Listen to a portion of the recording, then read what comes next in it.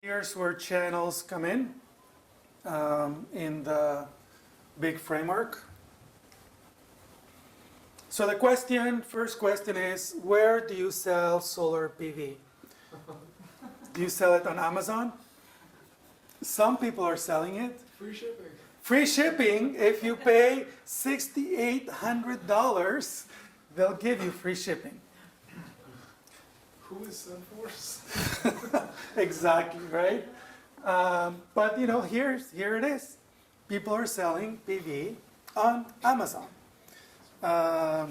Is that the right strategy? Or do you sell it through integrators, like some of the companies I just mentioned, SolarCity, Sungevity, SunEdison, Sunrun. Where do you sell electric motorcycles? And this is one of the super duper electric motorcycles that have come on the market lately. Would you buy? Well, you're not the target market, maybe. How many people are going to buy a $12,000? Are you the target market? Are you? Could be, yeah, could be. Would you buy a $12,000 electric bike online? No? Why not? I want to be able to ride it first. Ah, you want to try it first. Interesting, right? You want to kick the tires. You want to kick the tires. You want to kick the tires. So, good. Thanks for that. So let me define channels.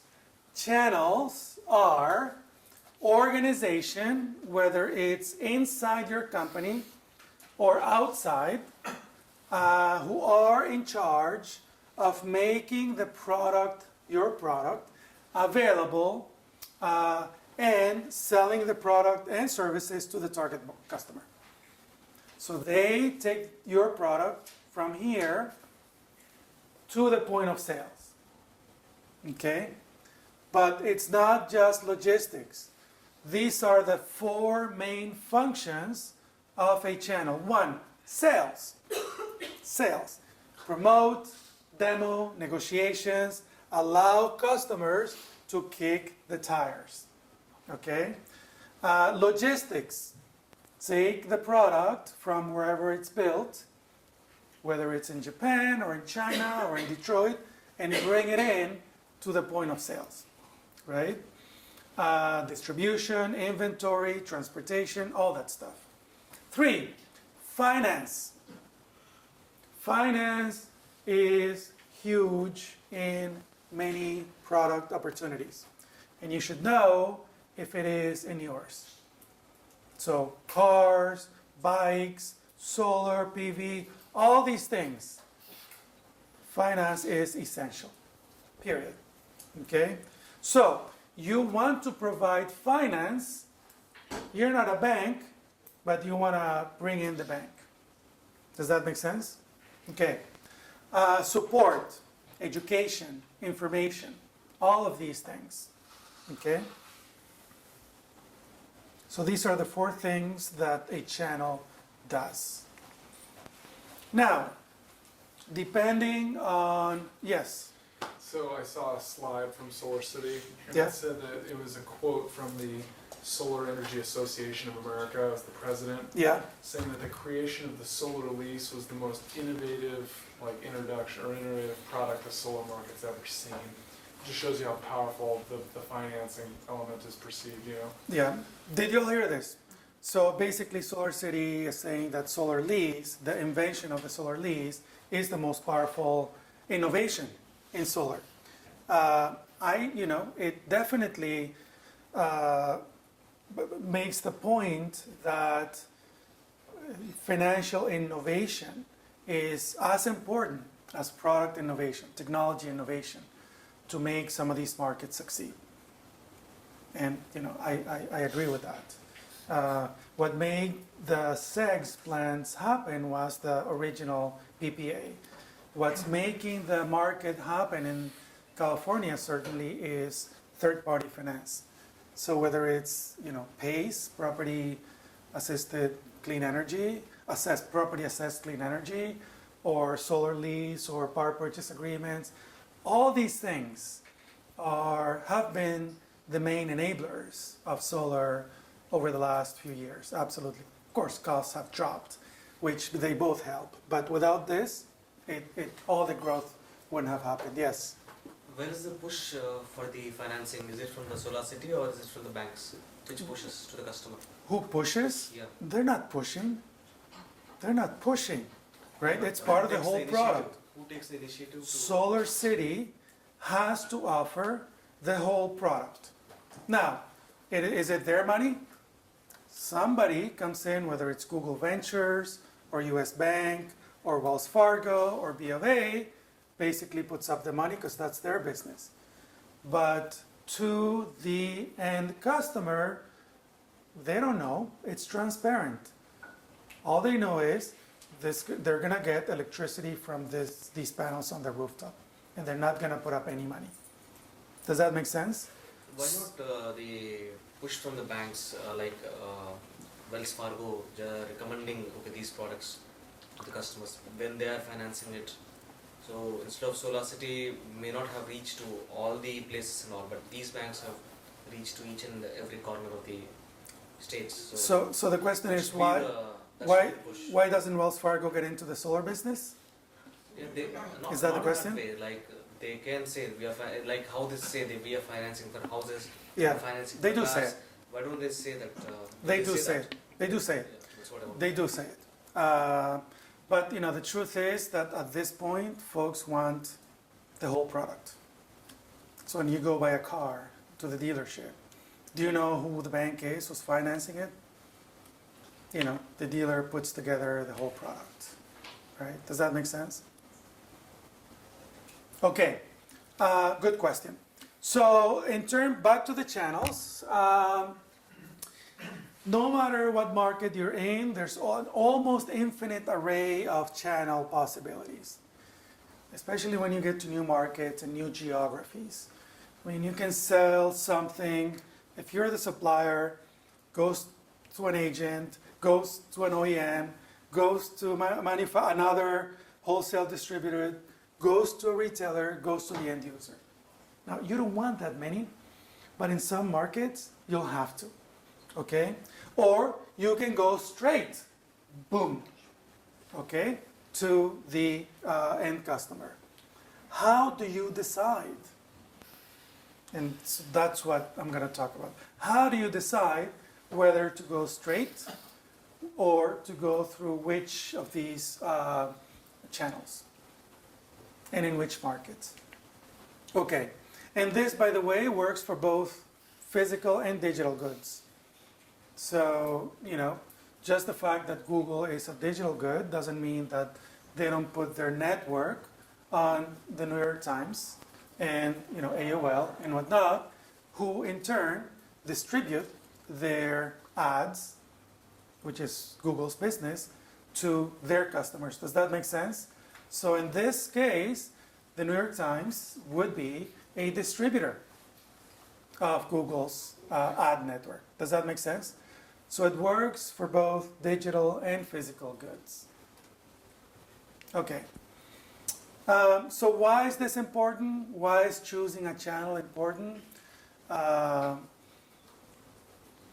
First of all, the channel can help you expand effectively and efficiently.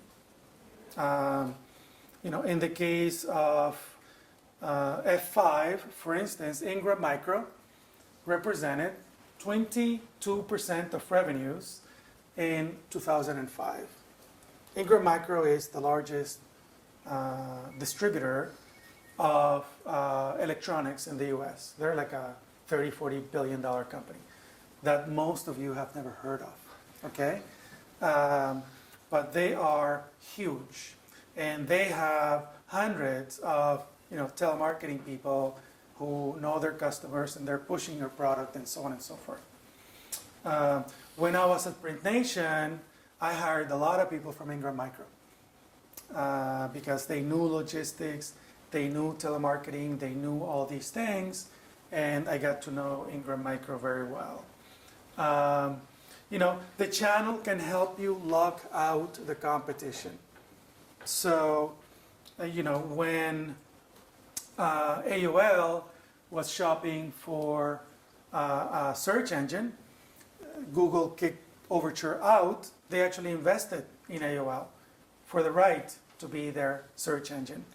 But at that point, AOL generated 12% of Google's revenues, which made the investment worth it. And this is key. When customers go to dealers for assistance, 90% of customers will go with the brand that the dealer recommends. This is from Gartner. Okay? That's why you have to be at certain points where there are dealers or the Best Buys of the world or whatever. The channel can also help you achieve the whole product. But the first three are pretty important. So channel is something that a lot of people ignore. I mean, I know a lot of companies in Silicon Valley that get started and they say, I'm not going to sell direct. I'm just going to go through the channel, Ingram Micro or this or that. And that can be a mistake. Because one thing that channels may not do for you is, create awareness, help you create a brand, and so on and so forth. So how do you choose a channel? 4 steps. 1, feel the pain. Okay? Go, what are the 3 most beautiful words? Ask the customer. Ask the customer. Okay? Ask the customer. So you start where the customers are. And ask them, will you buy? Will you buy my electric bike online? Okay? Ask 100 of them. And if 98 say, well, no, because I want to try it before I buy it, then whether it's the answer you wanted or not, it is what it is. But you go and ask. Does that make sense? 2, and I'm going to get into all these 4, is there a strategic fit between this channel and your corporate or marketing strategy? Is there a strategic fit? So if you're Louis Vuitton, does it make sense for you to sell at cost plus? Is there a strategic fit? There's no strategic fit. You can't. Does that make sense? 2, 3, is there a product fit? So even if the customer wanted it there, and even if it was strategically, it fit the strategy of the company, does that channel have what it takes to sell your product, to push your product? Okay? And that's going to change along the life cycle. 4, does it make financial sense for you? I mean, so even if the first 3 conditions are met, are you going to make money? Which, at the end of the day, is what you're in business for, right? Is there a financial, does it make financial sense? So you need to perform your profitability analysis. And I'll get into all these 4. And this is the way it's going to look. Okay, 4 steps. You basically list all your channel candidates, and then this is the decision. Will customers use this channel? The red would be yes, yes, yes. The white would be no. Is it a strategic fit? You're down to 3. Is there a product fit? You're down to 3. And then does it make financial sense? You're down to 2. Okay, so this is going to be 4 steps. So number 1, the golden rule is that the customers will buy more if you take the product where they are. So you ask the customer, will you buy this online? Will you buy this at Best Buy? Will you buy this, at the Stanford shopping center? Will you buy this at an outlet mall? Will you buy this? And so on and so forth. And if so, what else do you want? So you won't buy it online. What if we give you the opportunity we drive it to your place, you can drive it around, and we drive it back? Will you buy it online? Interesting, right? So you can be a little bit creative with some of these services. Okay? What's the largest car rental company in America? It's a private company. Enterprise. What do? They pick you out. They pick you up. That's true. Does that make sense? They pick you up. I don't know where they are physically, but I know they're going to pick me up. Okay, and they are the largest car rental company in America. Okay, so you may be a little bit creative in terms of the way that you do these channels. Okay, but ask the customer. Go through all the candidates and ask about possibilities. Even if they say no, be a little bit creative. Okay. So number 2, is there a strategic? Do you have a question? No. Is there a strategic fit? Is this coherent with your strategy? So Dell, for the longest time, had a direct strategy. And in fact, that was their the source of competitive advantage. That was the source of competitive advantage for Dell, the fact that they went direct. Okay? And they had a very tight supply chain. But they left Best Buy and CompUSA and Fry's and all these on the table. So Dell could not, in fact, penetrate 100% of the PC buying market because they left about 50% of the channel untouched. They did, okay? And that's where HP won, in other words, and Compaq and so on. But of course, they left money they gave Best Buy and all these a big margin.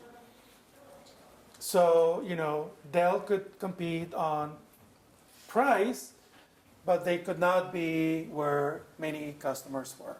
And many customers of PCs wanted to touch them before buying them. They just did. Yes? So the initial excitement around Dell was the build to order Yes? capabilities, and that's kind of why probably they didn't want to go into these retail channels. Yeah. And later on, perhaps once they reached a critical mass, they decided we're going to do both. That's right. That's right. But for a long time, did you all hear that? I mean, they were very successful building to order, and they built up a really large market share, but they hit a ceiling that the only way to go above that was to go into the channel. And then they did decide to go into the channel. But it was not easy because it wasn't in their DNA. They just did not know how to do channels, right? They just didn't. Well, then they're competing with like Lenovo. Exactly, Lenovo and all these other companies, right? So, it was a whole ball game altogether. It's not just, drop a PC at or whatever it is that you sell at Best Buy. There's way more than that, and I'll get into that. But does this make sense? The strategic fit. Okay, so number 3 is there a product/channel fit? So I'll let you go over some of the product attributes. But, there are products where you need to sit down and negotiate every single time. Okay? And, whether it's IP rights or usage or warranties or whatever. An example, in many lives ago, I used to be the director of strategy, biz dev at RSA Security. What did we sell? Encryption. Okay? Actually, we didn't sell. We licensed encryption software. Every time you license this software, so software that goes into other people's products. So basically, we licensed it to Microsoft, they put it into Internet Explorer. We licensed it to Netscape, they put it into Netscape Navigator. So basically, 100% of every browser and every web server in the world had our RSA encryption, okay?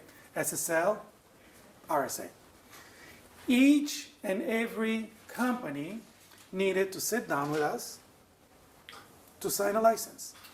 And each time we would negotiate on cost, how many units, for which product, because it wasn't a broad license to do anything they wanted. No. Each product, you want it for Explorer? Okay, so let's do a deal for Explorer. Does this make sense? So not every product is like this, and you can't grow very fast if you have to do this. But if you're in the licensing business,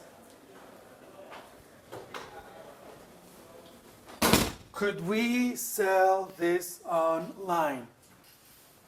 No, no way. Does that make sense? Does it need to be customized? So you're selling, I don't know, CRM software, you're Oracle, and it's on site. Do you need to customize this? So if you need to customize it, then you can't just download it. We need to sell one by one, and so on and so forth. Now, I mentioned at the beginning of the day, the night, that you need to simplify, simplify, simplify. You cannot grow very far, very fast if you need to do all these things, but in the beginning you may have to. Okay, and then you simplify and simplify and simplify. Okay, this is what's going to end up happening. What's going to end up happening is that the whole product may be a little complex at the beginning of the life cycle, but then you want to simplify it as quickly as you possibly can so that by the time you're in hypergrowth, basically it can scale. You want to scale as quickly as possible. All right? And as you simplify, then your channel options open up because more people can sell it. It's easier for more people to sell it. Okay? So far, so good? So, here's the interesting, since I started with electric bikes, Best Buy is going to sell electric bikes. Does that make sense? Yeah, Best Buy's going out of business, I think. Huh? I said, isn't Best Buy going out of business? Best Buy? No. I don't think so. Yeah? They're closing stores. Huh? Yeah, they're closing stores. Yeah, absolutely. But, what's the product? Does it make sense? Don't they sell like fridges and stereos and TVs? What's the logic? Probably with better customer reviews, they can sell it. The customer reviews, yeah, but what's the logic of selling a bike at an electronics store? You can plug it in, right? So if you define yourself, if you define Best Buy as we sell anything that you can plug into the wall, I mean, did they sell fridges and washers and dryers 15 years ago? Well, they I don't think so. Right? probably realize that the real hardcore fanatic bike rider is not going to go, well, that's not who their target market is.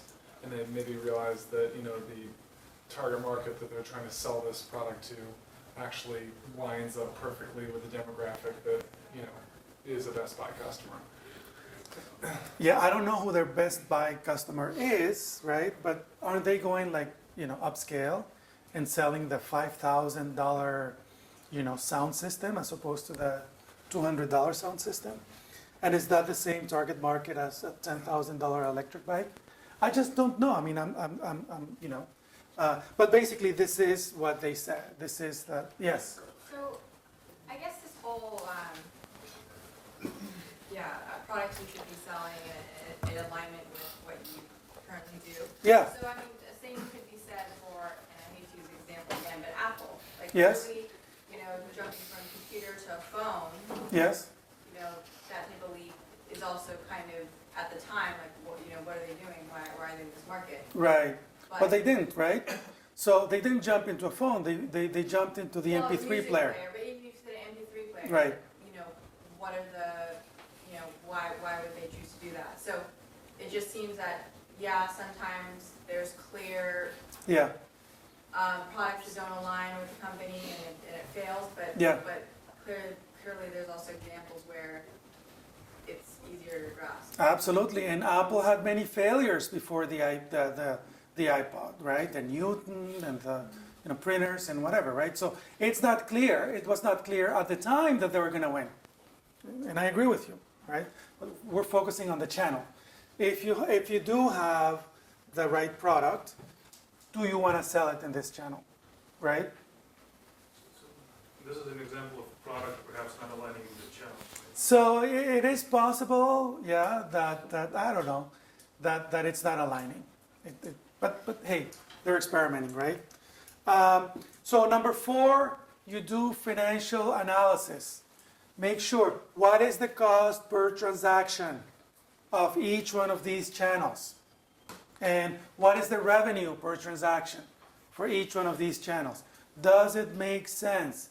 Even if there's product alignment, strategy alignment, and all, does it make financial sense? You have to make money at the end of the day. Can I just quickly come back to the last slide with the channel? Which one? The motorcycle? Best Buy? Yeah, you know what? I mean, channel space is scarce, you know, so that could be one way to create exposure for your product. Yes. Don't get into the channels you wish to get in. So that, you know. So exposure. Would it be worth it to create exposure? So basically that would go into the promotion budget, not into the channel budget, right? So it's not a channel strategy, it's a promotion strategy. But it's not the right channel. No, we agree. Yeah? Okay, good, But good. my point is channel space is scarce. You don't get always the channel you like. Yeah, no, I agree with you. I agree with you. Yeah. But as long as you go into it knowing full well that it's not going to be one of your channel partners, right? That it's basically a strategy to create promotion. And that's cool. So profitability, you go through the whole thing. And you have a question? No? I have a comment. A comment, yes. Comments are good. So I think the financial sense makes sense Yes. as an analysis for you as a company. Yes. But I would say that you should look at it from the partner's perspective. Because how many times have you had channel partners who aren't loyal to your product? You know, they sell multiple brands. Yes. And like you said, it's what they push that the Yes. people end up buying. Yes. So one way to disincentivize them is to make sure that they don't make a lot of money off of you. And so. That they don't or that they do? One way to disincentivize Yeah. them, right, is that they don't have enough profitability Yes. relative to the other people whose products they're carrying. Yes. And it often gets overlooked. Great comment. Did you all hear that? So hold on. So basically, if a channel, say Ingram Micro sells 30,000 different SKUs, right? Why would they sell yours? Okay. Now, But they Yeah. give us the share wallet information. Yeah. And I know who they are. Yeah. Who the competitors are. But it's who's the bigger fish? Do you want Ingram Micro more, or does Ingram Micro want you more? It's not just the incentives. it's both. It's both. I mean, it's a whole. I mean, you have to. Managing channels is a big deal. Okay. By the way, if you have that problem, you're doing great. Okay? If you have to manage channel conflict, you are doing great. Okay? That means you're being successful. Okay? And you can take a whole course on managing channels, right? But the fact is you do need to leave enough money on the table for the channel to push your product. Period. Because they have or may have a lot of your competitors. So that makes a lot of sense, and you have to take that into account here. Okay, do not underestimate how expensive the channel is. Okay, both in terms of margin and in terms of extra incentives. Absolutely, they're expensive. So like I said, usually what's going to happen is your whole product is going to basically, you want to simplify it as you go through the life cycle, and that's going to open up channel possibilities, which is going to open up revenues and so on. One reminder, a couple of reminders, and then I'll answer your question. Channel analysis is unique for each combination of product, target market, and stage in the adoption life cycle. Okay?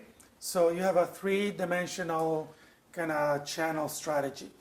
Each time you move through the adoption life cycle, your channels are going to change. Each time you move to another market, your channels are going to change. Okay? So you need to be prepared and ahead of the curve in terms of managing and in terms of getting into the channel, right? And 30 of your competitors are also doing that. So when you call Ingram or you call whoever, they're getting calls from your 30 best competitors. Why would they do business with you? Okay? So you need to anticipate. This is channels are a case where you need to anticipate where you're going to be in 6 months. Okay? You need to anticipate that. You need to anticipate where the market's going, where the life cycle's going, because you can't just show up at Best Buy and say, will you sell my stuff? It's a long sales process. Okay? So you need to invest and you need to be prepared to engage the channel. And this means IT infrastructure. You need to plug into their infrastructure. So like I said, at Print Nation, we had to build, they had the APIs, we had to plug into theirs, right? And in the beginning, it was not compatible with our software. So we had to do all that work, okay? Logistics, joint marketing programs, very, very important. Incentives, very, very important. Product information, you have to give it in the format that they want, okay? Legal issues, all these things you have to get ready ahead of time. You cannot accomplish all this overnight, even if you're Cisco, okay? All right, questions? Yes?